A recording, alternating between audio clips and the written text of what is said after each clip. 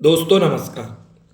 बाल विकास एवं शिक्षा शास्त्र जो UP TET, UP super TET एवं सीटीईटी के लिए आपके जो टॉपिक बाय टॉपिक्स क्वेश्चन हम आपको लेके आ रहे हैं, प्रीवियस क्वेश्चन है। ये कहीं ना कहीं किसी ना किसी टीचर एग्जाम में पूछे गए क्वेश्चन है, तो बहुत इंपॉर्टेंट क्वेश्चन है दोस्तों।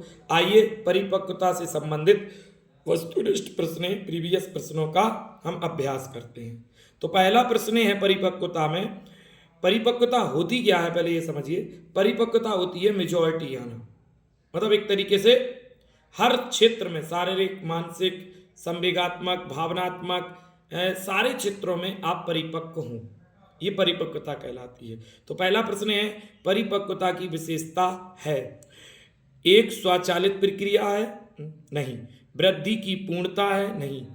अधिगम का आधार है, नहीं। ये तीनों के लिए है। एक स्वचालित प्रक्रिया, वृद्धि की पूर्णता, अधिगम का आधार, उपरोक्त सभी हैं। इनमें से एक सही नहीं है, सारे के सारे सही हैं। अगला प्रश्न है निम्नलिखित में से कौन सा कथन सही है।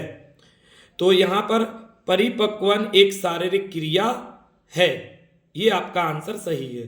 परिपक्वन क्या है? एक शारीरिक क्रिया है। तो यहां पर first option is right, sorry second answer सही है। अगला प्रश्न है परिपक्वता जिसका दूसरा नाम है, तो ये क्षमता का विकास करता है। परिपक्वता का दूसरा नाम क्या है? क्षमता का विकास।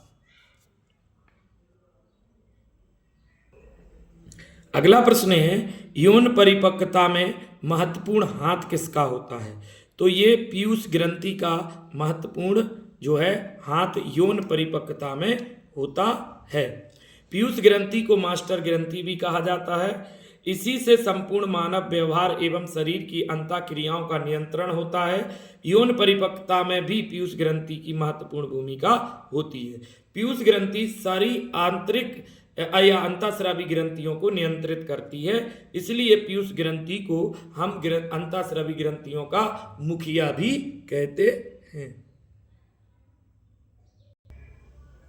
अगला है तत्परता का नियम अधिगम से पूर्व खालिस्तान की आवश्यकता पर प्रकाश डालता है। तो अनुभव, पुनर्बलन, अभ्यास, परिपक्वता। तो इसका आंसर परिपक्वता होगा। तत्परता का नियम अधिगम से पूर्व परिपक्वता की आवश्यकताओं पर प्रकाश डालता है। तो चौथा आंसर इज राइट। अगला है परिपक्वता अधिगम को प्रभावित करती है क्योंकि यह निम्न पर प्रभाव डालता है। परिपक्वता अधिगम को प्रभावित करती है क्योंकि यह किस पर प्रभाव डालता है? तत्परता पर। तो इसका वी आंसर सही है। अगला प्रश्न है निम्न में से कौन सी विशेषता परिपक्वता को अधिगम से अलग करती है। तो यह एक स्वाभाविक प्रक्रिया है, ये आंसर अधिगम से परिपक्वता को अलग करती है। यह अभ्यास पर निर्भर करती है, सही है। परिपक्वता अभ्यास पर निर्भर करती है। यह प्रेरकों पर निर्भर करती है, ये भी सही है। यह जीवन पर्यंत चलने वाली प्रक्रिया, ये भी सही है। पहला आपका जो है यह एक स्वाभाविक प्रक्रिया है, ये आपका जो है वो अलग है।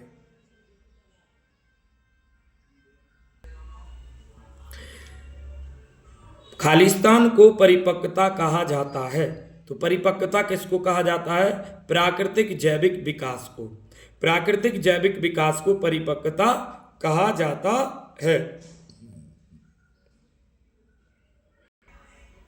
अगला प्रश्न है यह एक विकास की दशा में समापन होने वाली अवस्था एवं प्रक्रिया है। तो परिपक्वता यह एक विकास की दशा में समापन होने वाली अवस्था एवं प्रक्रिया है, वो परिपक्वता है। तो यहां बी ऑप्शन सही होगा।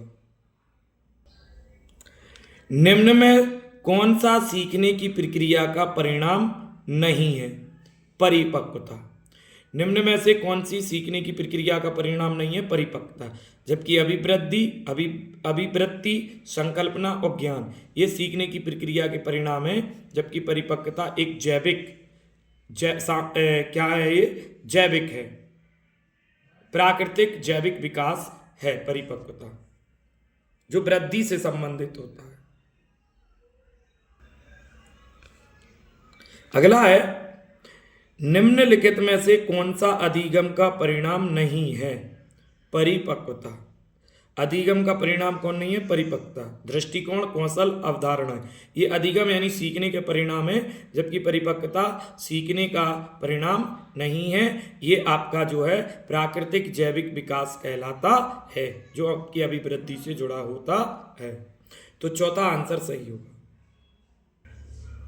अगला है, परिवर्तन जो अधिगम के कारण नहीं है, उन्हें इसके लिए जिम्मेदार ठहराया जा सकता है, तो वो परिपक्वता है।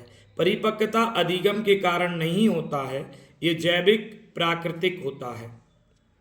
तो दोस्तों, वीडियो आपको पसंद आया हो तो लाइक करें, सब्सक्राइब करें, कमेंट करें और बेल आइकन जरूर दबाएं, जिससे नई वीडियो आपके पास तुरंत पहुंचे। मिलते हैं दोस्तों अगली वीडियो में ऐसे ही एक नए टॉपिक के साथ। जय हिंद, जय भारत।